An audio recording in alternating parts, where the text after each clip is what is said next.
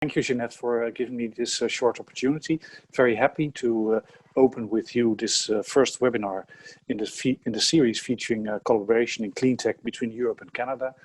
Foresight, the core cluster, and the Dutch Consulate were taking the initiative for this. It's the first of 4 meetings this morning. It will be getting up early this week, and hopefully we will have good results. I wish everybody today lots of success, and us all in the next days. And I think that would be all for now, because I think it's most important that companies come to the fore this morning. I hope that this will lead to tightening the relations between our two jurisdictions, and also to some concrete conversations between companies in the field of hydrogen and CCUS. Jeanette, thank you for giving us the opportunity to do this together with you. Wonderful, wonderful. Thank you, Henk. And before we get started, I also want to thank the teams that have been working really hard to put this together. Really excited about the topics that we're going to be covering this week: hydrogen, power management, circular economy, and then of course on the last day, a robust discussion with our respective government officials so that we can dive into, as Henk mentioned, great collaborative opportunities. The purpose of this series is really to showcase efforts across all of our regions. So there's different countries throughout Europe represented, and then of course British Columbia here in Canada. From the competency piece, we're going to have companies presenting all the great work that they're doing. And then of course, prior to jumping into the company presentations, some of the great associations in each of our region are going to talk about some areas of interest as well. A little bit about Foresight. We are a not-for-profit accelerator dedicated to advancing the growth and impact of clean tech ecosystems in Western Canada. What makes us unique is we take a very market-driven, entrepreneurial, collaborative, and results-oriented approach to everything that we do. And there's a photo of some of the team members that you can see there. In terms of our impact to date, we've supported well over 450 clean tech companies, which, as most of you on the line might also be aware, it's really important that we drive economic growth through high-paying jobs, capital support for these companies to launch and scale, and then of course, ultimately, we'd love the companies to drive revenues, not only for themselves, but for the economic benefit of the region that they're in. Over the last year for British Columbia, we've actually been working very hard on what we're calling the core clean tech cluster strategy for the province. Essentially, this was engagement with over 1,000 stakeholders throughout the region by stakeholder group, by sector, and essentially coming together to highlight how can we collaborate more, break down silos, and work together to best position British Columbia as a global center for innovation, talent, and capital as we look to scale clean technology innovation. Our agenda for today, like Henk mentioned, we're going to dive right in. We're going to start with an overview of the hydrogen strategy for France, Canada, UK, and Germany. And then we'll have some Q&A and panel discussion.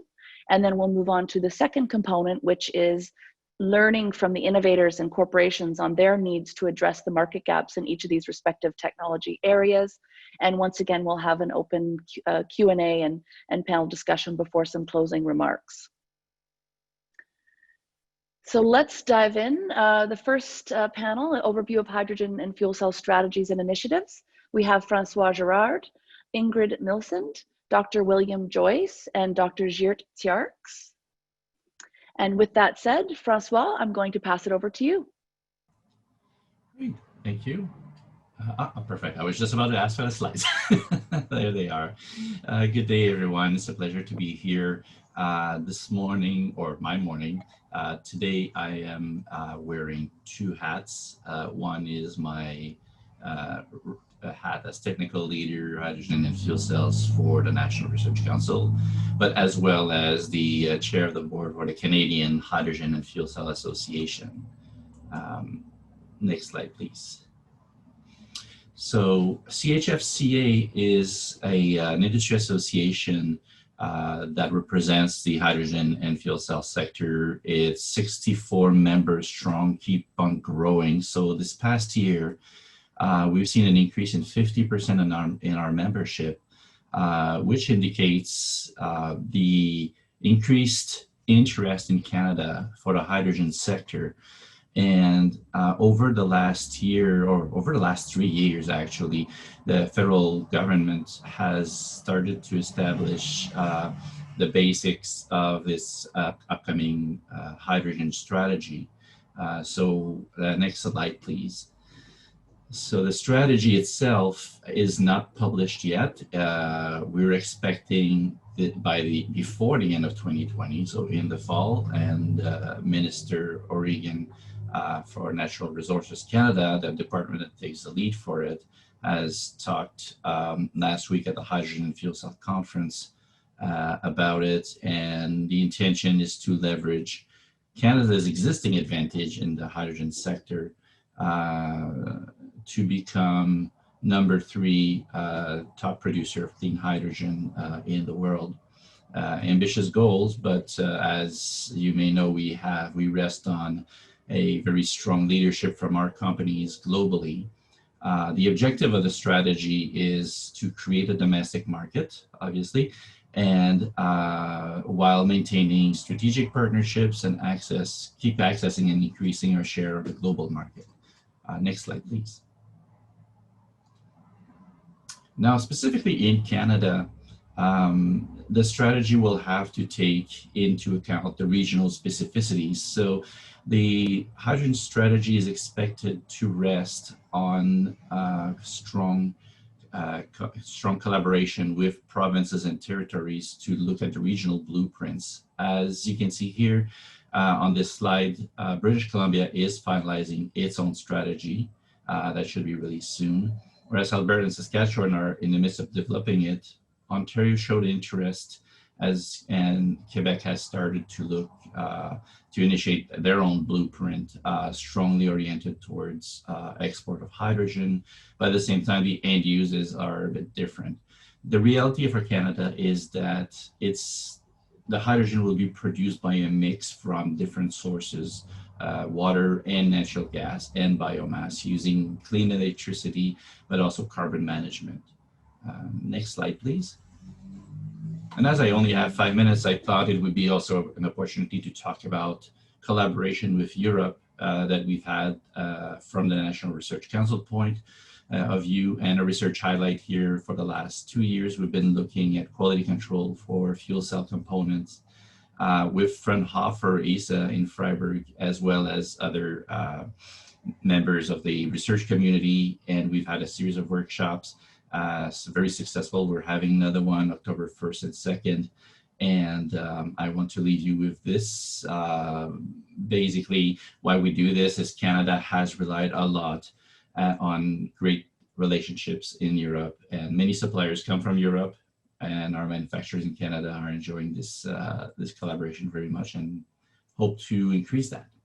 And I see Janet's here, so I guess my time is up. Thank you, Francois. Much appreciated. Great overview. Next, I'm going to introduce Ingrid Milsund from Tenertis. Ingrid, over to you. Thank you. So good morning, everybody. I am responsible for international business development for Tenertis Energy Cluster. So we are based in Grenoble for the Auvergne-Rhône-Alpes region. Next, please. Here is a map of France, and in red our wonderful region, which is the first industrial region in France, and which counts for 8 million inhabitants. So it's the reason why I'm presenting in this workshop is that Tenertis has been very active on hydrogen since we were created in 2005, and we have many hydrogen stakeholders in our region, which I have mapped here on this value chain. As you can see, we have stakeholders ranging from production, green hydrogen production, to recycling topics and academic research. A few names have already been mentioned by the NRC in terms of collaboration. So a great ecosystem of companies growing every year. In our region, still, we are very proud of the Zero Emission Valley project, which was the first project in France regarding a deployment of 20 refueling stations and more than 1,000 vehicles just inside our region. So this project was led by the region itself and co-financed by Europe. And we are actually in the process now of having those refueling stations rolled out. And again, it's a particular project because of the combination of rolling out the stations and the vehicles at the same time. Next, please. Here is an example of another project, not the same scale and not the same, this time we are international, and it's by Air Liquide, one of our well-known industrial members in Tenardis. And this project, our Air Liquide speaker will talk about it in the next panel session, so I won't say more about it, just to mention it, that we have projects already in Canada from some of our members. Next, please. So what's very important is the French National Hydrogen Plan. This plan has been released very recently on September the 8th. And our government has announced that 7 billion euros will be spent on hydrogen for the next decade. And very central to the French strategy is the development of the French electrolysis sector, and with a special focus on the large size and great capacity electrolysis. So there is a goal, which I've indicated here, of developing 6.5 gigawatts of electrolyzer capacity within the next 10 years. Overall, in this plan, there are 3 priorities. The first one and the largest one in terms of budget allocated to it is the decarbonization of the French industry sector. So industry sector where hydrogen is already being used, but not renewable energy. And the goal is to decarbonize this industry by having a local decarbonized hydrogen production. The second priority is developing a clean automotive sector, especially for professional fleets, as we are all aware that it will be difficult to start with the end user vehicle, but automotive fleets, professional fleets are much easier targets for hydrogen mobility. So there are a focus in the national strategy. And the third priority is on research, innovation, and training. So there will be call for projects, and I've indicated the amounts, the budgets allocated to them, which are quite high. Thank you. Wonderful. Thank you very much, Ingrid. Much appreciated. Next, I'm going to pass it over to Dr. William Joyce from the UK. Thank you very much. Good afternoon, everyone. Good morning to colleagues in Canada. My name's William, and I work for Innovate UK, which is the UK's innovation funding agency. And its sponsoring department is the UK Government Department for Business, Energy and Industrial Strategy. I want to start the presentation by just noting that our commitment to reaching net zero emissions by 2050 as a nation is written in law. It's no longer an option, it is a requirement to decarbonise, and we're the first member of the G7 group of industrialised nations to legislate for net zero carbon emissions. And clean and green hydrogen will play a major role in this journey. So the UK industrial hydrogen demand by 2050 will reach 3 megatons. Full conversion of our gas distribution network will require 12 megatons, and currently, we produce 0.7 megatons per year. And the majority of that production comes from coal gasification, partial oil oxidation, and steam methane reforming. So there's tremendous capacity to be able to expand this production into a blue hydrogen strategy. The remainder comes from, the remaining 5% comes from electrolysis. So we can also expand our green hydrogen capacity to meet our 2050 yield demands. So at the bottom left-hand side of the slide, I have outlined the current industrial decarbonisation funding streams that we have in the pipeline. We have a number of these commitments in the pipeline, and they will invest in hydrogen for industrial fuel switching, and they will also marry blue hydrogen with CCS and develop electrolysis capacity for green hydrogen production. I work for the Industrial Decarbonisation Challenge, which is a £170 million fund investing in carbon capture and storage and hydrogen for industrial fuel switching. But I'd like to acknowledge that in the UK, we recognise that hydrogen is a versatile opportunity to be able to decarbonise. We can use it as a fuel for heat, a fuel for transport, a vector for energy storage, a feedstock for industrial processes, and we could distribute it into the current gas infrastructure. On the right-hand side of this slide, I presented this infographic, which is from the Industrial Clusters Mission, which highlights the largest 6 industrial clusters that we have in the UK. And cumulatively, they produce around 40 million tonnes of carbon dioxide emissions each year.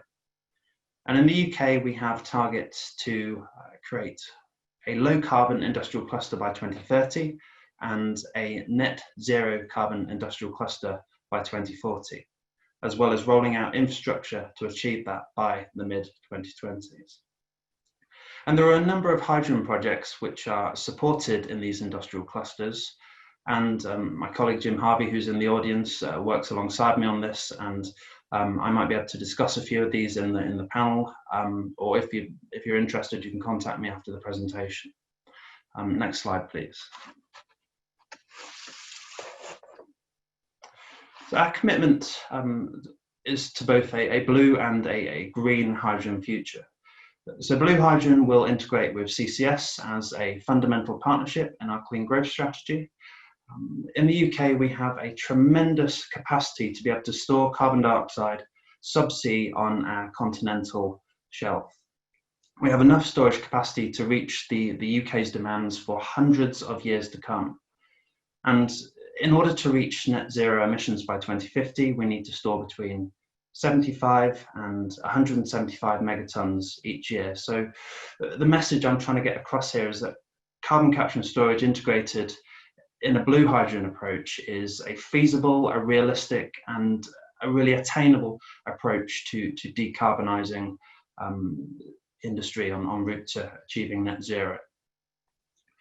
Moreover, for green hydrogen, we have the largest offshore wind capacity in the world. We have the largest offshore wind farm on the east coast at Hornsey, and this will provide the renewable electricity required for green hydrogen production for electrolysis. So hydrogen is a key component of the UK's clean growth strategy. There's clear government consensus moving forward on the adoption of hydrogen as a clean fuel. The move towards a hydrogen economy is a huge opportunity. The UK is seizing a large share of a growing global market, and we really want to show what's possible in the UK to encourage other countries to follow our lead en route to decarbonising their economies. Thank you very much for the opportunity to speak today, and I'd be delighted to answer any questions in the panel. Thank you. Thank you very much. That was great. Next up, last for this panel, an introduction from Dr. Tjarks, and I apologize if I've not got every letter of your name correct, but Doctor, please, over to you. Great, thank you. I'm with NOW, National Organization of Hydrogen and Fuel Cells in Germany. So we are a 100% owned governmental organization and responsible for different funding programs in general. So one of them is the NIP, National Innovation Program for Hydrogen and Fuel Cells. And we were established 12 years ago. So actually the NIP is the first, let's say, version of a national strategy, which is 12 years old. And so we did actually the first implementation of hydrogen technologies. So we are responsible as well for battery electric mobility and recharging infrastructure. So actually we can give a, let's say, a more broader view on the topic. So next slide. The hydrogen strategy actually was released, and I said we do hydrogen for more than 12 years now, but the first interministerial strategy was released in June 2020, so this year. And for us, actually, that's a very major step because it shows the role of hydrogen in the energy system, not only in the transportation sector, because that's where we started, but in the energy system in general. So for industries, for storage of electricity and stuff like that. So it's a more broader view, it's a more broader scope, and I think that's pretty important, especially for Germany, to have this common view on hydrogen. So the strategy actually is combining different measures from existing measures we have, like the NIP, to new measures for example, for industries. So in total, we have 38 measures for every sector we have. And we have a budget of 7 billion euro for national programs and 2 billion euros for international aspects. And as we in Germany don't have any or not that much fossil-based resources, we have, of course, a focus on green hydrogen for the long term. So we're talking about green hydrogen in 2050, but it's clear that for transition, we have to talk about blue and other kinds of hydrogen as well. So next slide. So just to give you a short overview of the strategy, so you see that we have considered the whole production chain from production to use, infrastructure as well, research and education. For us, actually, it's very important that is something we learned from the last 12 years. It's very important to have a very common approach to not only consider one application, but to combine them, like mobility and heating, for example, or mobility and industries. So for us, it's actually very important to have this broader scope, as you can see, because in mobility we have like 9 measures compared to 4 measures for production or industries. Mobility will be on the short term something which we can actually realize very quickly because we have products in place like heavy duty applications or fuel cell cars. We have a hydrogen refueling station infrastructure in Germany, 100 stations. So that is something we can do on a very short term, but of course we have to talk about industries and energy in general on the long term. So now we have an approach to 2023 in the first phase. So for these 9 billion euros, we talk about the time period of 2020 to 2023. But in general, we are talking about the goal of 2030, and the goal is to have around 5 gigawatt of installed water electrolyzers capacity in 2030 within Germany. So we're not talking about import. That could be an additional ramp up of hydrogen production, but for the domestic market, we talk about 5 gigawatt. So for the international approach, as I said, we have this 2 billion euros for different projects. And it's still not clear how we want to invest them. There are different ideas, but in general, of course, I think that's the purpose of this discussion. Of course, we will need international collaborations. We will need international projects. And that's the reason why we put in this 2 billion for these international scope. But still, it's not clear how we want to invest them. So next slide. So here you actually can see the corporations we have on an international scale. So as I said, we are governmental organizations. So of course we have corporations to other initiatives or other institutions on a governmental level. So one thing which is very important for us is IPHE, International Partnership for Hydrogen in the Economy, which is a governmental organization, but we have in general other corporations, for example, to Mission Innovation or to Clean Energy Ministerial and the Hydrogen Initiative of Clean Energy, of the Clean Energy Ministerial is led by Canada. So that is one example actually where we have a direct link to other countries like Canada. But here you can see we have like a very broad scope, and I think it's pretty important. That's what we say for 12 years actually, it's very important to cooperate and to find options to work together. So, close with that. Thank you. Thank you. That's wonderful. Perfect. If everyone can just get their video and audio on, who just presented all these great strategies, and then we'll dive into some questions. So one of the ones I'd like to start with is, around projects. BC just announced 10 new stations, hydrogen fueling stations. France has well over 20. Geert, you mentioned 100. I sort of wanted to check in with the UK and see, what the scale up is for fueling stations in your area. That's a very interesting question. That's perhaps something for Keith Owens in the next panel discussion, because my work mainly focuses on industrial hydrogen applications for fuel switching. But as I've said, we recognize that hydrogen is a very versatile fuel for a number of different things: transport, heat, decarbonizing the grid, industrial fuel switching, and there are funding streams available for that as well. And Janet, just one comment, 20 is the number of stations just in our region. For overall of France, it's much more. Okay, great. In terms of, we're going to put the one question out there, blue versus green hydrogen. So we've got some questions here from folks that are listening in. The question is, how do we ensure that any strategy is based around green hydrogen and is not an enabler of continued fossil fuel, fossil gas extraction? And I know here in BC, Francois, there's lots of talk about blue versus green hydrogen, really across the country. Do you want to maybe kick off some perspective on blue versus green, and then we'll move on to some other panelists? Sure, absolutely. This is a question that comes up very often.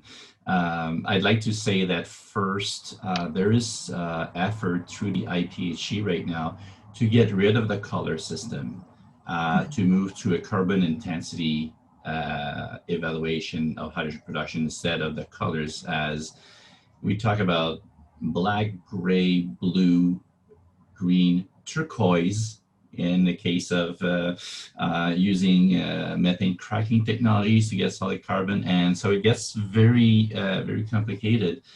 So I think that we are globally moving towards a carbon intensity instead of color codes. In Canada, as I said, like we have a lot of natural gas, and we do have the geology like in the UK to actually manage the carbon that way. One of the pillars for the hydrogen strategy is the clean fuel standard that's coming into effect in 2022, I believe, in phases. And hydrogen is seen obviously as at the point of use as a zero carbon fuel. So obviously it will be favored within that standard. So it is our Canadian reality. I think it's we don't want to use business as usual, that is doing steam methane reforming without carbon management. I think that the whole aspect is this, it's not to ignore, because the volume is there, as other arguments have been brought forward, but it's to do it in a responsible way as much as possible. Thank you, Francois. Ingrid, do you have some commentary here as well? Yes, sure. I guess in France, I mean, the answer to your question is in the way the government will subsidize projects. I mean, basically, it's really a condition for subsidies to produce, to go with green hydrogen production. So if your project is not about this, it will not be funded by the government. Okay, great. Dr. Joyce. I think in the UK, we're supporting both blue and green hydrogen production. There's a really interesting example actually on Humberside, which is our largest industrial cluster. There are plans to build the largest electrolyzer in Europe, 100 megawatt electrolyzer by ITM Power, but equally we also have a very large blue hydrogen project there called H2H Saltend, which Equinor are running. And I think it's a really interesting dynamic. Ultimately, green would be the way forward, but an obsession with green might be to the detriment of clean. I think ultimately the ambition is to go green, but I think perhaps clean could be achieved in easier timescales. So it's a constant debate that we're having. At the moment, we're interested in both blue and green hydrogen funding projects. Perfect. And Dr. Charks, am I saying that right? Do you have any commentary there? Well, it is indeed a very political discussion in Germany and in general. So actually, the thing is, as François said, we still have a discussion about colors, and the first step should be to move on to the decarbonized situation. What we don't have is discussion about renewable or not renewable, right? So it's still not clear if we're talking about renewable or not renewable hydrogen. So for Germany, because we don't have any fossil-based resources, for us, it's pretty clear that for the production inside of Germany, we want to go the green way or the renewable way, let's say. We have very high, but the question is, are we able to fulfill our CO2 targets if we don't go the blue hydrogen path as well? So as I said, the long term, of course, has to be renewable and green. But maybe for a transition phase, we should consider blue, but it's pretty clear that's something for us in Germany which we want to import or have a discussion about import and not production inside of Germany. Great, great. Next question, I'm going to move on to infrastructure. So some questions have come in regarding modifications to current infrastructure to be able to transport hydrogen at scale. Let's go backwards on the panel. Start with you, Dr. Charks. So for infrastructure for hydrogen distribution, right? Yes, correct. Yeah.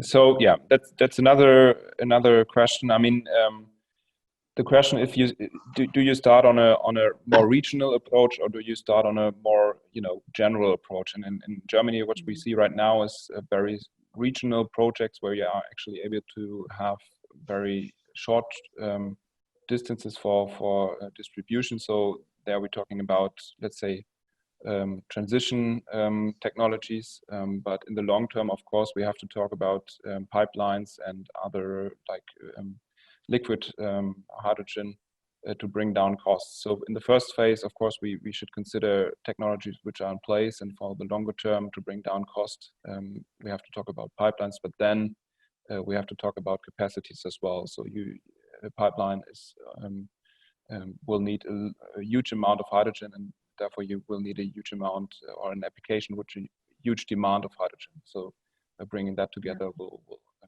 keep that in track. Yeah, in BC, there's a lot of conversation around our natural gas infrastructure.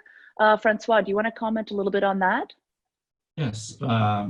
So indeed, the transportation of large amount of hydrogen is a challenge. One of the area that is looked at as not so much as transporting hydrogen from point A to point B, but to use it to decarbonize the national gas grid is the injection, obviously, of hydrogen into it. And there's still some ground to cover in regards to the safe amount of hydrogen being injected. In the long run, some people talk about using that natural gas infrastructure and boost it up to 100% of hydrogen, but it depends on the material that said pipeline is built from. Otherwise, it may not be compatible with hydrogen, and depending on the years it was built, the materials are different. So other schools of thoughts are to build a dedicated pipelines network for hydrogen only, which requires investment.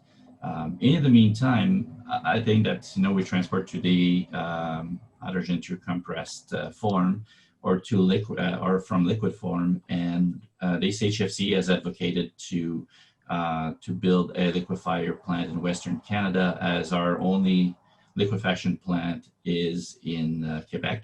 I think it's the Bécancour site that Ingrid was mentioning about, and everybody may remember the Whistler fuel cell buses during the Olympics, and some people were criticizing it as the hydrogen was coming from Quebec being trucked from the liquefaction plant to there, but that was the way to bring large amount of hydrogen. So it still it poses some challenges, and I think it's going to be a phased-in approach in order to move large amount of hydrogen as the domestic market opens up. Wonderful. Ingrid, did you have some commentary there as well on infrastructure? Yeah, sure. Just to comment that both our national gas transport operator and our national gas distribution network operator are very interested in the topic of hydrogen injection in their networks, and they are both investing in research and demonstration projects to test in real life how this can be done. So there is one project in the northern France where they implemented it ranging from 6% injection rate to up to 20% of hydrogen into the gas grid. Regional gas grid, and then at the national level, the transport operator is very much interested in sharing with, of course, the other European gas transport operators to discuss on this topic. So it's definitely a hot topic in France for the gas grid operators. Great, great. Dr. Joyce, did you want to chime in there, or should I move on to the next question? I think just very briefly, I would actually agree with what Francois said, but just to add to that, for the UK's capacity, we have a lot of salt caverns to be able to store hydrogen. We have opportunities to store it through green ammonia. I think initially we're focusing on hydrogen production rather than distribution, but there are projects such as H21 north of England. There are a number of examples I could list, but I think the panel's covered it quite well. Great. Great. We have 1 more minute left for this panel and lots of questions. But because of the nature of our goals here, I'll ask everyone sort of, how do we better collaborate? How would a Canadian organization, access some of those fundings? Is all of the billions of dollars really for, country-specific activities, or are there some international strategies as well? And vice versa. I'm sure there'll be some announcements coming. Well, I can't speak on behalf of our federal government, but with a hydrogen strategy, as Francois mentioned, coming out soon, we anticipate some funding to support that development. So perhaps I'll start with you, Ingrid. How can we collaborate to leverage the capital that's being put into the hydrogen sector?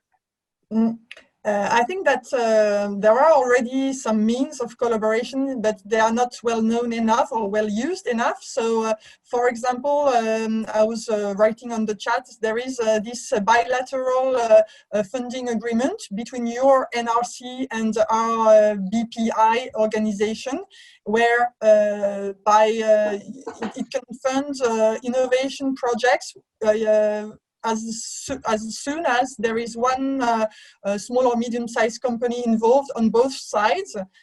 So it's really a great tool to start and boost cooperations between our companies. And that's one example.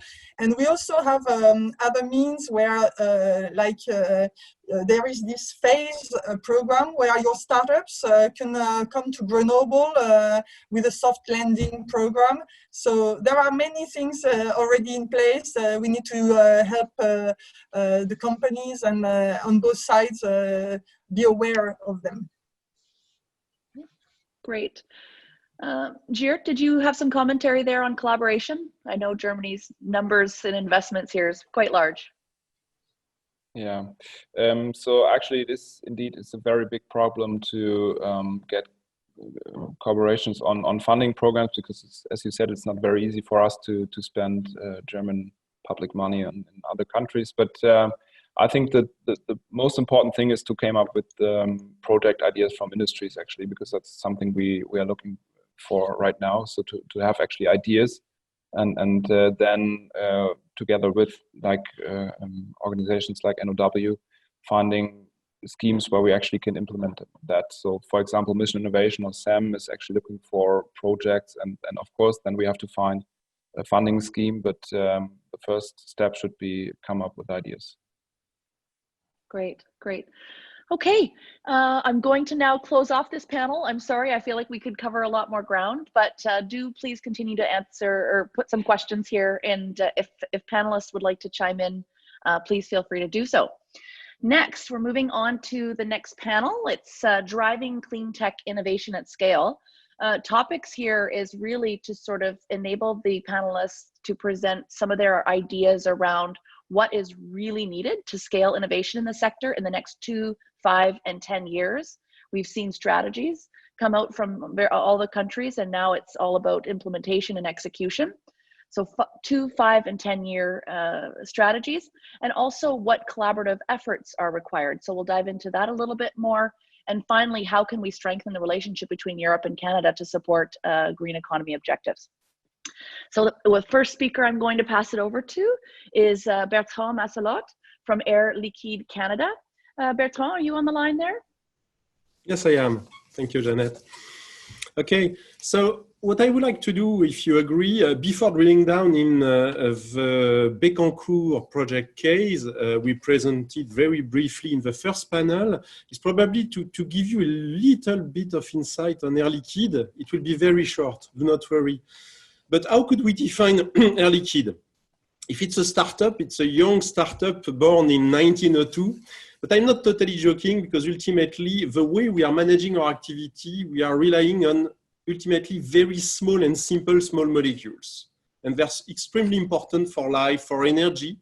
And they have been really at the core of Air Liquide activities since its creation.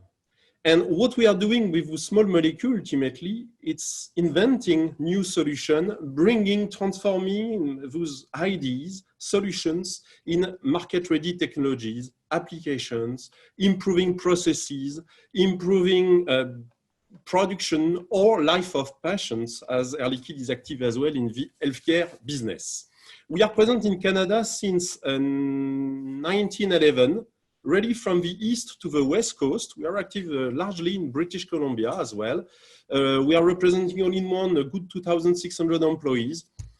And as you may know, the group Air Liquide launched in 2018 a specific global approach in terms of impact of our activities on the environment. And the aim is really contributing to the overall decarbonizing of our society and economics. And that's relying on 3 pillars.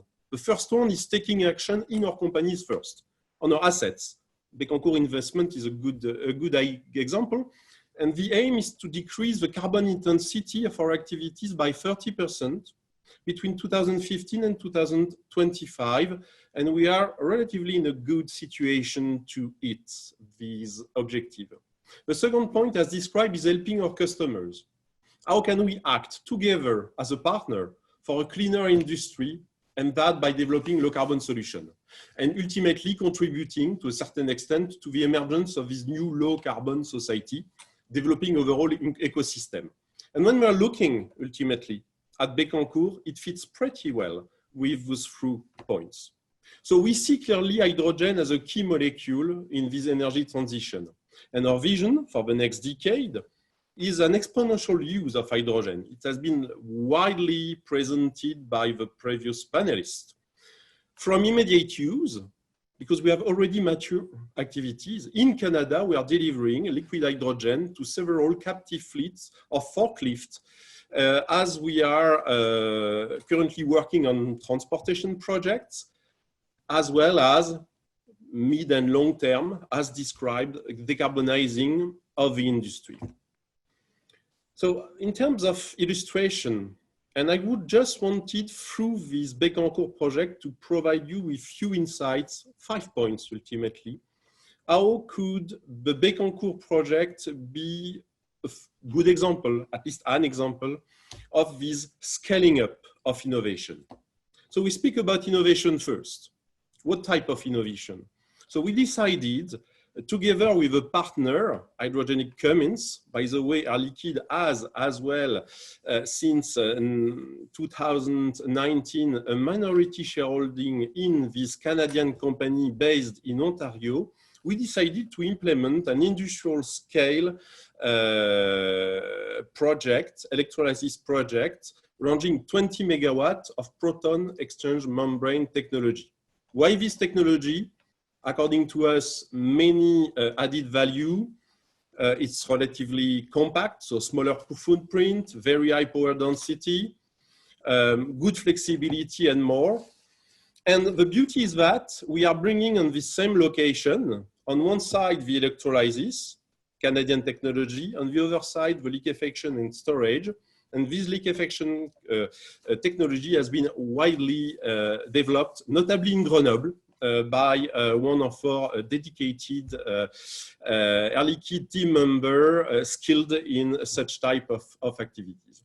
So what is important for us, and I will finish this point like that, we need to align stars and planets. We need to work together, and if we want to speed up, according to us, we need to push for relatively wide and open innovation, leveraging the strength of all actors.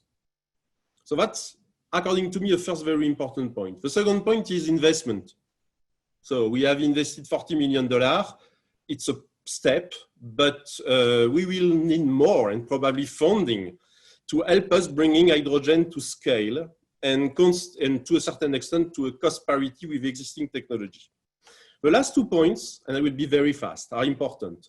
We need for policy alignment, and their governments and official bodies can really help and play an important role. Setting national strategies, coordinating as they are neutral, removing barriers, standardization of manufacturing, safety code, facilitating permitting processes.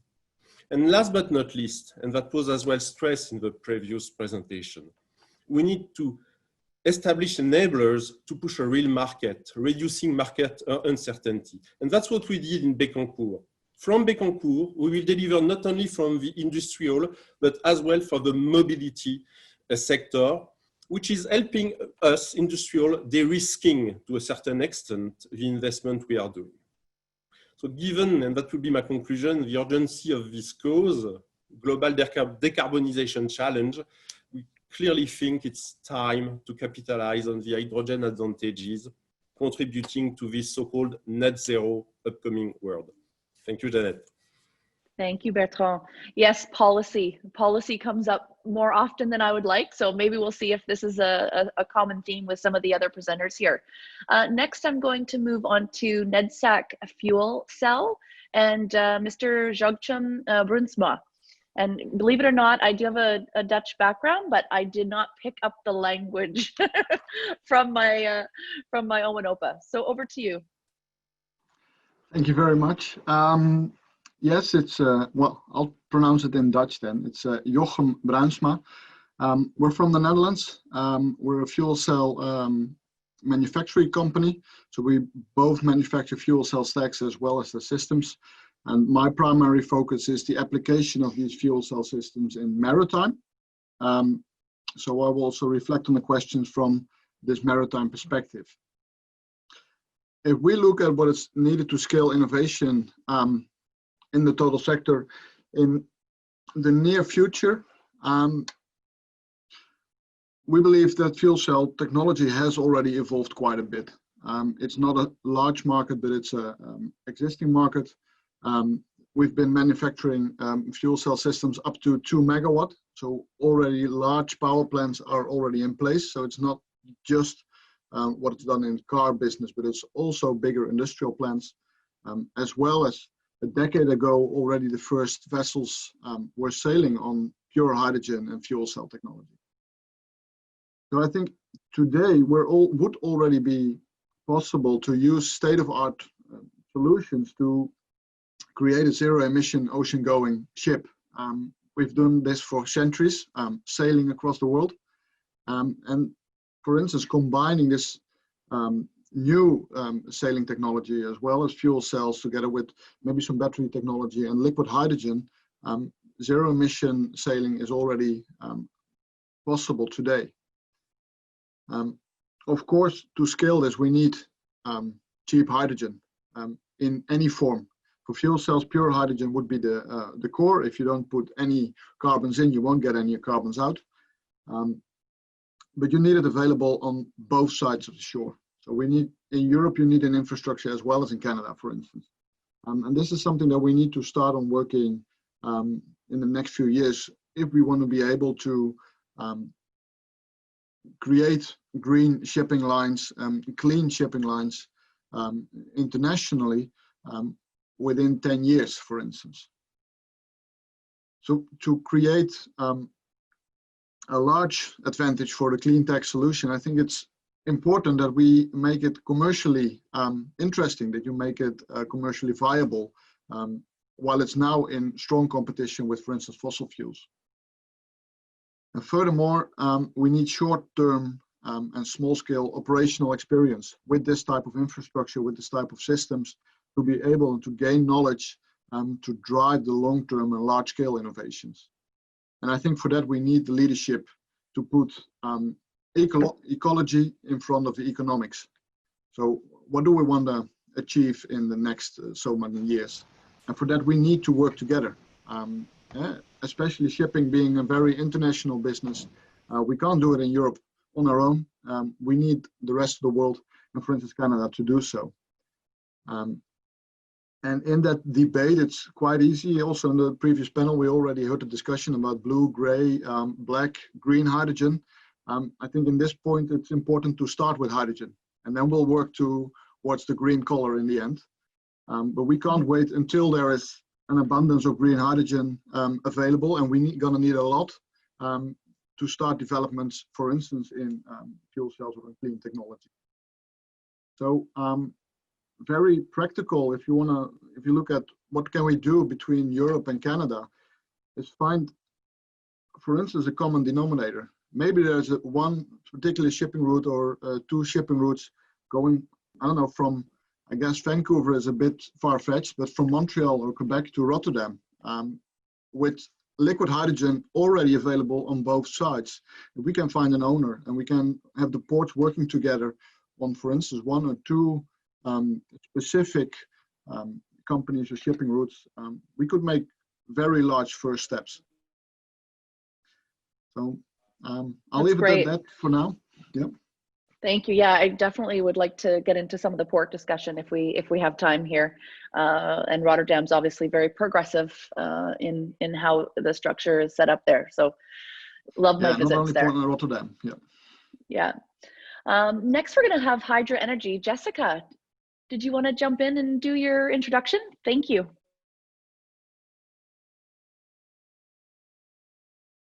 Sorry, just realized I was on mute.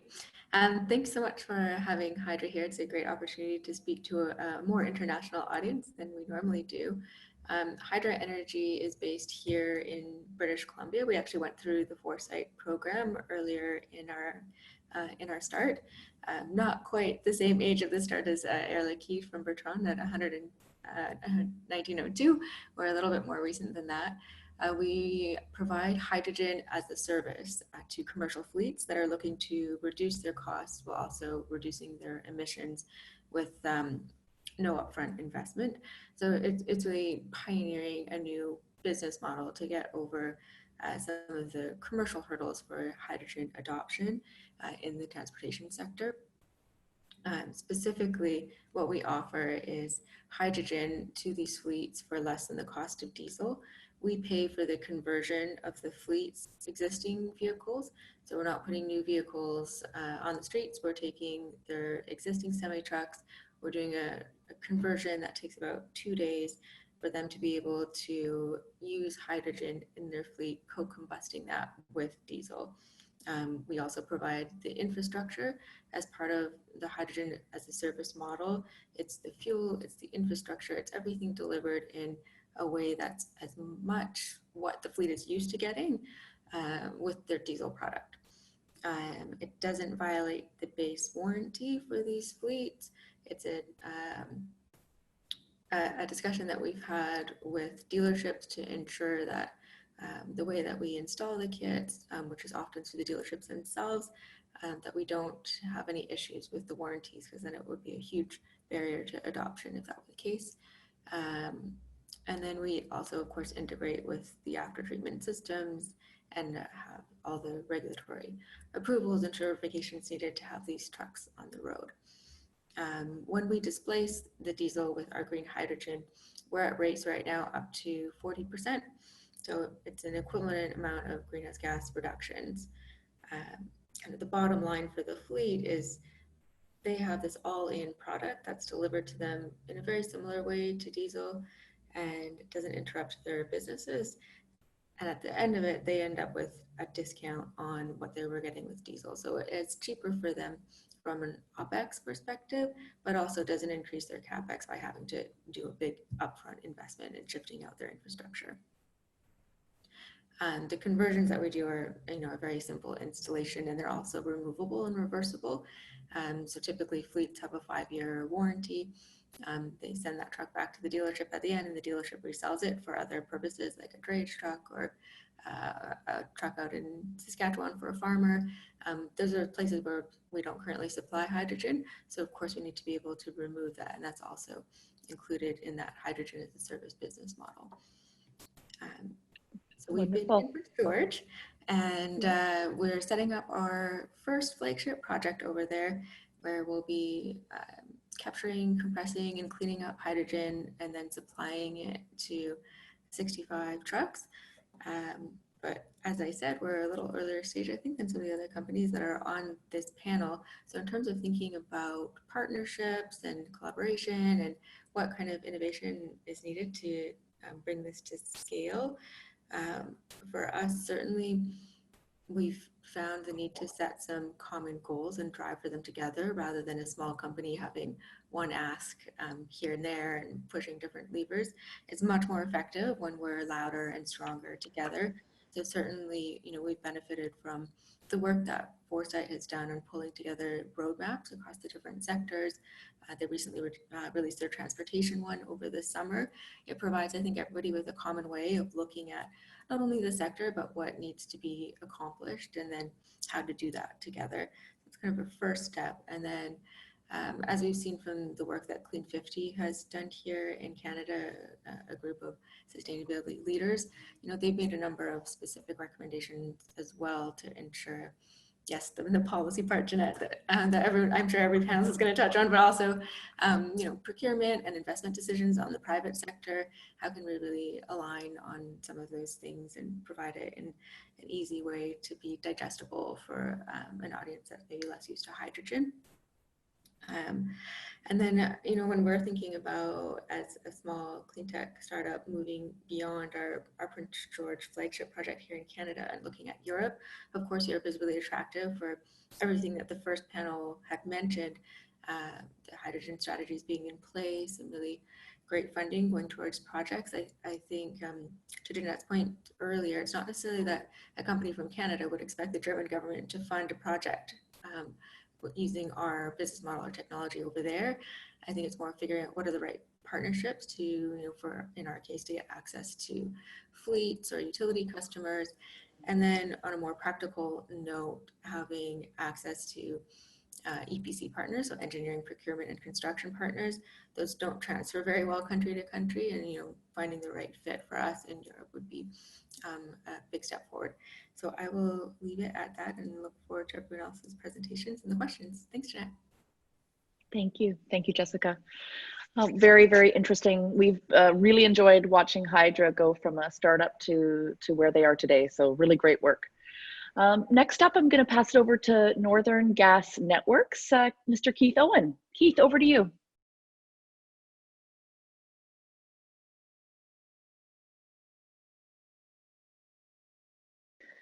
Keith, you might be muted there. Yep, I am. I've been doing that all day. I'll never learn. Yeah, thanks so much for the opportunity. It's great to be part of this conference. A little bit about Northern Gas Networks. So we're the gas distribution business. We're moving natural gas around our area to, as you see there, 2.7 million customers. And that's really important. Our focus is all around heat and how you decarbonize heat. There's a huge amount of work happening in the UK right now in terms of developing that safety case to establish how we move away from fossil natural gas to green gases. A lot of projects are now being rolled into a national program, which is got a catchy title of Gas Goes Green.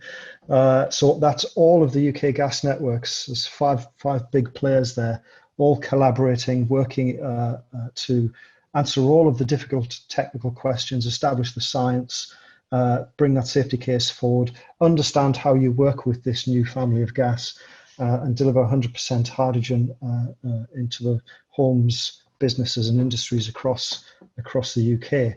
So really important projects. My own company has the H21 project, you heard it name dropped earlier, which has been leading the charge for a number of years now, looking to establish that 100% position.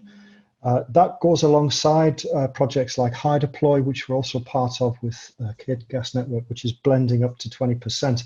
And all of these different pieces of work are hand in glove with one another, really. The important point, I suppose, which was stressed earlier, is that it's a legislative position in the UK that by 2050 we'll be net zero. And to put that into context, and there was a question I think asked earlier about green hydrogen versus blue, and I've heard these debates many times. The real question is, how do we deliver decarbonisation by 2050? And because the scale of the challenge is extraordinary. If we're to start decarbonising heat in the UK, say by 2030, which is what we're aiming towards from a gas distribution network perspective, that's 20,000 homes every single week for 20 years non-stop. Okay, so that gives you a scale of the challenge. That's just in the UK. You can imagine that scaled up across Europe and the wider countries. So that's what we're looking at. So in terms of that scale-up process, getting that safety case is really important. We hope to deliver that by around about 2022, 2023. We're then going to go into some various trials, live trials with real consumers, converting their homes to 100% hydrogen and so forth. And that's all about developing that business presence, moving it from being research into business as usual is really important. That then leads to larger trials and so forth to play into what you need to underpin all of that, which is rock solid policy and long-term strategy. That's really essential. We've heard that already. In terms of what that then delivers is a very firmly established supply chain. That policy and that long-term strategy really gives confidence to invest in research and deliver new products, which are absolutely needed. We see a real sustained need for innovation and research, and that therefore requires funding in order to support that. And not to overstress this, but the absolute key element in all of this, it doesn't matter how clever we are and what technology we bring forward in any of this, we absolutely have to take the customer with us. If the customer is not willing to change, doesn't understand the reasons, doesn't understand the language you're using, the technology that we're bringing forward, we've lost the argument before we even start. So we're spending a lot of time developing collaborations with stakeholders, working with customers to really understand where the concerns are and how we move that forward. Part of that collaboration was working with the Energy Institute. We helped develop a simple hydrogen guide so that customers, school kids, everybody can pick this up and really understand how it's going to impact them. So that's a really important point. Keep coming back to collaboration. In the UK, we're all collaborating together. We have the Hydrogen Programme Development Group, which is supporting government, supporting each other to move this forward. And as part of that, we have the Institute of Gas Engineers and Managers, which provides all of the standards and so forth for our industry. I chair the Hydrogen Committee there, so we're really working to render all of those standards across to hydrogen, and as well as maintain the natural gas information that we've already got. And what we're about to launch back end of this year is a hydrogen knowledge centre where knowledge from international research as well as UK research can sit and users can have access to this information in one-stop shop. So all of this is being wrapped together to really make the UK an exciting place to develop hydrogen businesses, establish that way forward, so that by 2030 we're in a really strong position to hit that rollout and start that major conversion program. Now that's notwithstanding the fact that there are other solutions to heat and so forth, but certainly from the gas sector perspective, that's the direction of travel. And it's all wrapped around safety case, getting some policy in there to support it, long-term strategy backed up with funding and research. And I'll leave that there. Wonderful. Thank you, Keith. I feel like there's so many questions and comments that we need to dive into, so I'm going to pass it over to Hydrogenius. Marco Lederer, I'll pass it over to you here for a 3 to 5 minute presentation. And then we have one more by Ionomer, Benjamin Burton, and then we'll dive into 2 questions on a few themes. So over to you, Marco. Okay, thank you, Janet. It's great to be here. Hello, everyone. Before I start, I just want you to imagine something. Imagine a hydrogenated world where you can handle hydrogen as you handle today's fuels, as you handle water. And if you think that this is not possible, it is possible, and it is possible by LHC technology. So Hydrogenous LHC Technology is a company based in Erlangen, Germany, in Bavaria. And what we do, we make systems to chemically bind hydrogen to an LHC. So by chemically binding hydrogen to an LHC, you make hydrogen handlebar as a liquid. So you can transport it in the common infrastructure for today's fuels. And that's basically the LHC technology. Our company was established in 2013 with only a couple of employees, and today we have already over 90 employees, so we are growing, and we see also a growing interest in the LHC technology worldwide. For instance, we had our last financial round. There were Hyundai in our last financial round, Mitsubishi Corporation, AP Ventures, or FOPAC. So what do we need? We need indeed big companies who are willing to go with us on the journey of scaling up the LHC technology. We already have small systems in field, and they are working. And what we are working right now with different partners is scaling up the technology, and that's what we need. And also, every company in Canada which produces hydrogen on a big scale and wants to transport hydrogen over longer distances would have a big business case with the LHC technology. So feel free to contact us if you like. Monsieur Bertrand is laughing, I see. It's exactly such old startups like Air Liquide we need as partners to make this vision of a global hydrogen fuel society truly sustainable and emission-free a reality. Thank you very much. Thank you. Thank you, Marco. Thank you, Marco. And last but not least, we'll pass it over to Ben from Ionomer. Thanks very much.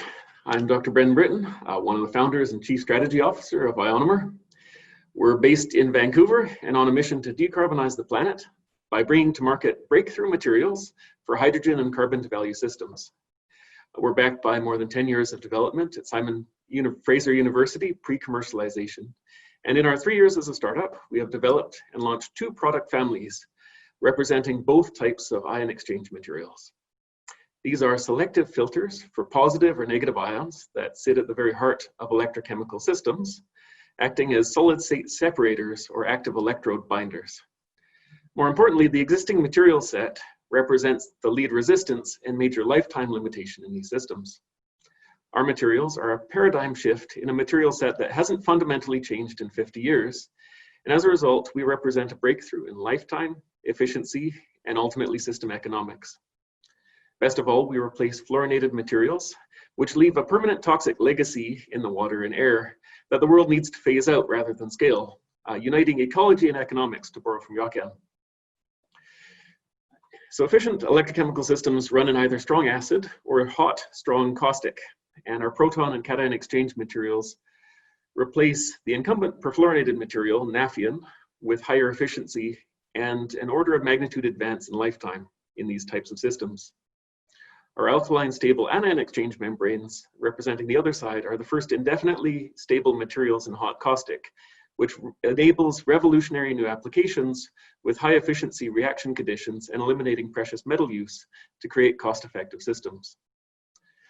These are, of course, a platform technology, but we are really focused on the applications in hydrogen and carbon that our material set were designed for, including increasing the efficiency and lifetime of fuel cell electric vehicles.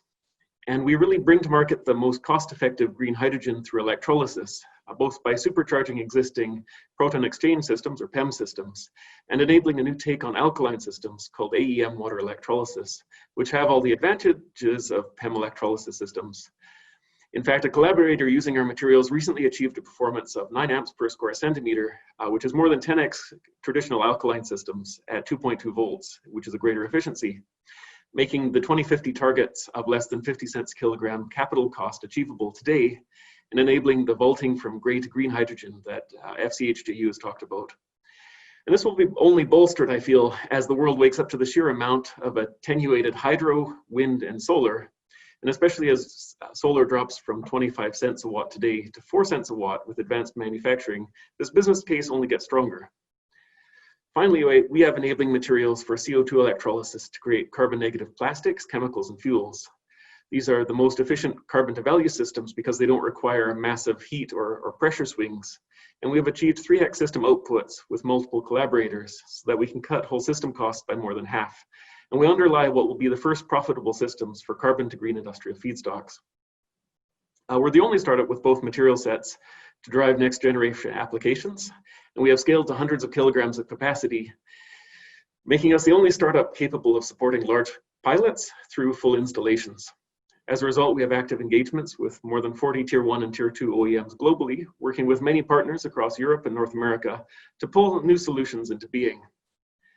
With Europe's integrated hydrogen pipelines being announced and planned with fewer than 2 weeks downtime per century by 2040, and the economics looking more positive every day compared to electrification, ThyssenKrupp estimates a 16x in CapEx efficiency. Even without the major cost savings from retrofits, there's no more fertile ground to develop hydrogen technologies. And so we're always looking for more partners from electrochemical systems developers through end users. So feel free to contact me anytime. Thanks. Thank you so much, Ben. Great. So we have about 15 minutes left. So I'm going to dive into a few questions here. The first, of course, being policy. So a few of you have made comments regarding perhaps some more progressive policy recommendations. We'll start with you, Bertrand. Is there, if you had one policy recommendation that could really help drive not only Canada, but the world's transition to these cleaner fuels, what would it be? When we are speaking about scaling up, what we are looking clearly is to decrease the cost per unit. So let's dream a little bit. Let's imagine for the time being a set of manufacturing safety codes, uniformized on a worldwide level. It would drastically facilitate all our projects. It will drastically facilitate the permitting, allowing us to commission effectively those units. And limiting ultimately those barriers will allow, as I was saying, a far faster scale up. Wonderful. Thank you.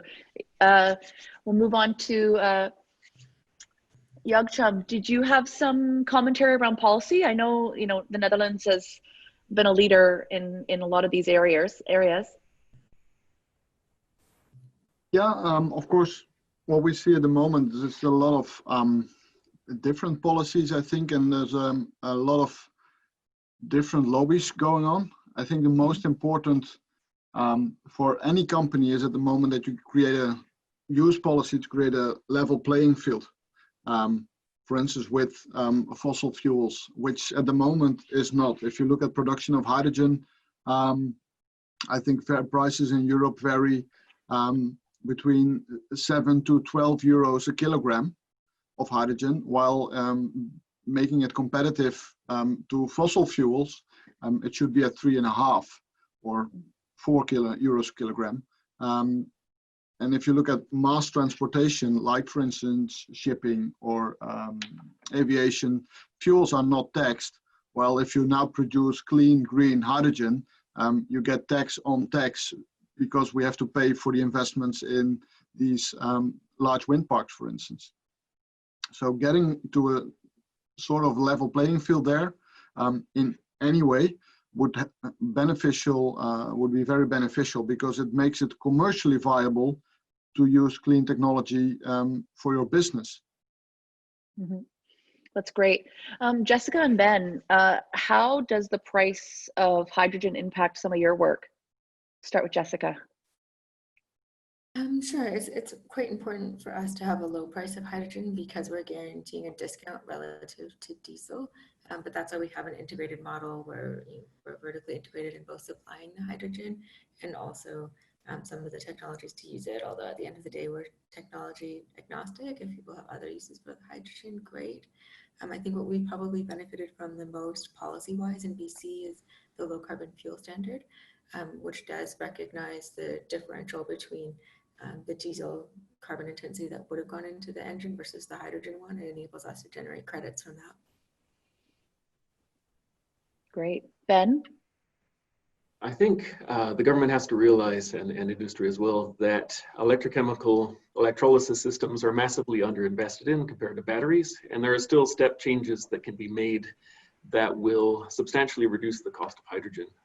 The International Energy Agency says that in any geography in the world, green hydrogen at less than $4 per kilogram, taking a very conservative take on electrolysis and solar cell deployment, is achievable. And as I said, less than $2 per kilogram is achievable today. To put it in context, our partner Nurian, we won a Imagine Chemistry Award. They're formerly AkzoNobel Specialty Chemicals, and they have a 4 gigawatt commitment in Europe. And taking a look, again, at a conservative take on our technology, they estimated a more than $1 billion cost saving on the basis of integrating our materials into their system. So step changes are possible, and I really believe that taking a longer look at the need to drive to green hydrogen immediately, that this can actually be a long-term cost-effective pathway, because we only get really one crack at this 20-year or 30-year industrial investment cycle that's occurring right now. Okay, great. Marco and Keith, do you have some commentary in that order? Marco? Just let me switch off switch on my microphone. Yes, well, what we do need, many of the things have been said, but what Jochen was saying is the taxes on CO2 need to rise to make green hydrogen more competitive. And what we also do need is collaboration on a global scale. So not only those national strategies, but really global hydrogen or global renewable energy strategy to bring us forward in the next years. Thank you. Yeah. Hi. Yeah. I think from UK perspective, I'll come at this from as I try to get across in the talk. Come at this from a customer perspective, and I think there's two strands to that. I think from getting that initial policy drive and strategic approach right has to involve mandating hydrogen-ready appliances, and doing that quite early. We would like to see something that would put that in place to say from 2025 all appliances are hydrogen ready. What that does is that it helps the churn rate of normal replacement, make the whole conversion process much more rapid, far less impactful to the customer, and keeps the cost really low overall. So I think that's really important. And then on the cost theme, I think what's really important is setting policies that make sure that the cost impact of this transition is not something that customers notice. UK has already got something like 4 million people, I think, some statistically classed as fuel poor. So in all of this, putting taxes up, having these sort of impacts would not be taken kindly by the customer. Certainly the research that we've done, there's quite a lot of concern about cost. So whatever the policy is, it must try to ensure that costs are kept to an absolute minimum. Perfect. Good feedback. Thank you. The next kind of theme that I wanted to talk about is around international innovation challenges. So I'm not sure if some of you are familiar with Foresight's industry innovation programming, but essentially, I think there may be an opportunity here to look at the value chain across various industries and see where there might be areas of collaboration and And in terms of a challenge, what you do is you basically announce some of the gaps, whether it's from a technology perspective or a policy perspective, and then you have structured conversations to help move the needle on some of those items. Perhaps maybe, you know, connecting the ports on all of our, from all of our countries, Yagchum, that would be an interesting sort of path forward. Do you do any sort of work like that in terms of tapping into innovation from other regions and leveraging each other's competencies? Yeah, we try to be active on many fronts in different sectors with, especially within Europe, also partnerships focusing on a small vessel or on a large vessel or a built environment industry, and try to work together on these projects. But I think already in Europe, and probably a lot of you will recognize it, it is almost a daytime job to follow everything which is possible. While as a company like ours, which is not that big, we're also focusing on getting our technology out there and trying to find corporations. While of course a lot of funding schemes are looking for or pushing developments and research and development, while demonstrator and getting operational funding is also quite important, especially in this sector. And well, I think it's a daytime job at the moment. So what I try to do is, yeah, trying to build already some partnerships and see what we can do, and then maybe find a suitable challenge or a suitable funding to strengthen this partnership. Yeah, that's great.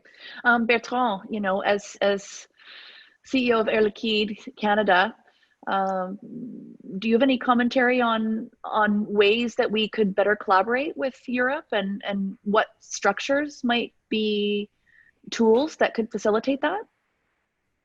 For sure. Two points perhaps. First of all, I think it has been raised several times and it's of key importance. The point here is not to, for example, to produce hydrogen decarbonized.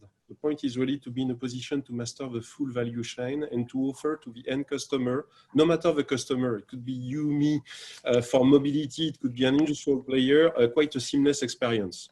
And then for sure, the pricing, the cost effectiveness of the solution shall be there. To a certain extent, what we are trying to do modestly, setting up a clear network of, let's say, hydrogen excellence center, and in Canada, our location is really going in this direction. We are not only setting up an industrial scale site with 20 megawatts of electrolysis, so a production above 8 tons per day. We are as well investing a little bit more just to be in a position to have a test pad and to allow cross-fertilization between new ideas, between new, let's say, generation of membrane, of electrolyzers, who knows, which means that we are currently pushing, and that more and more, and it's not limited to Air Liquide, to an open innovation. And this open innovation is relying not only on other industrial players, but as well universities, research center, and that very clearly not limited to Canada, even if we have a very specific relationship with universities and not only in Quebec. So that's something I think we could clearly work on, and ultimately increasing the collaboration between Europe and Canada, and not limited to Europe and Canada, is as well working together. The Hydrogen Council, according to me, is a good example. It's not limited to Europe and Canada for sure, but there's for sure space for working together in order to push this challenge. And honestly, when you look at the urgency of this cause, we have to do it and to work together. Great, great. We're coming into our last 4 minutes here. I would love to give the opportunity to Jessica, Keith, Marco, and Ben. Any quick final thoughts to share with the attendees here, and colleagues on the call, of course. Absolutely. If I had one wish, it would be that Canada be included in the FCH joint undertaking. There is some precedent. Israel can, for instance, be eligible for this, and consider us Europeans in this regard. We've been a partner on 3 submissions, but we can't receive any funding out of this. Great. Jessica? I think it's early days for us to go into Europe, so I think it's more a question back to the audience and, you know, any ideas or suggestions that you have on potential partnerships and programs that we should keep an eye out for. That'd be much appreciated. Thanks, Jeanette. Great. Of course. Keith? Yeah, thanks. I think for the UK side of things, we're pushing really hard to deliver a solution by 2030 in the heat sector. That does lean into transport, of course. So I think there's a real opportunity to collaborate, identify opportunities for supply chain, share learning on research and the science, because, you know, by extending that knowledge base, we stand a much better chance of delivering this in a shorter timescale. We're already establishing links to the likes of Australia Gas Infrastructure Group, Future Fuels CRC in Australia. We've had conversations with groups in Germany as well. We'd really like to be able to see what sort of conversations we can have across in Canada, share that learning, see what the thinking is on the Canadian side, so we can move this forward more effectively. Great, great. And last but not least, Marco. What I think is that we need more events like this, where we can connect, where we can get to know each other, where we can see the faces, and where we can establish connections and putting this on a global level, because no country on itself will make this hydrogen world possible. So we need to collaborate more and more together, and to make pressure on the policy and on, to make it a success. Thank you so much. Wow, I think what we can all agree is that hydrogen is a hot topic. It's a strong priority for governments around the world. I don't disagree. Conversations like this to bring folks together and talk about roadmaps and you know, project opportunities and things like that is only going to allow us to manage this transition more effectively. I think we can also all agree that it is a complex, you know, topic. Some folks are still, you know, if you talk to anyone on the street, they just trying to get their head around, you know, what role hydrogen plays. They're just so used to the everyday. And so, you know, government budgets and things like that, at least in Canada, you know, you still have to go through this sort of bottom-up approach. We're going to end. Obviously, you'll see on the slide here, there is contact information if anyone has any questions. I'd like to thank all of our panelists and speakers. It was a really, really informative discussion. And of course, I did not shout out to New York Climate Week. So obviously, this session is one of 4, as Henk mentioned at the beginning, in collaboration not only with the Dutch Consulate here in Vancouver, but also New York Climate Week. So we're really thrilled to have had this opportunity to pull folks together. And again, just a shout out to Catriona and Elizabeth and Ima, who worked really hard on bringing all the great speakers together. What a diverse set of input and ideas and opportunity. Thank you, everyone. And we look really forward to seeing you again very soon. Have a good one.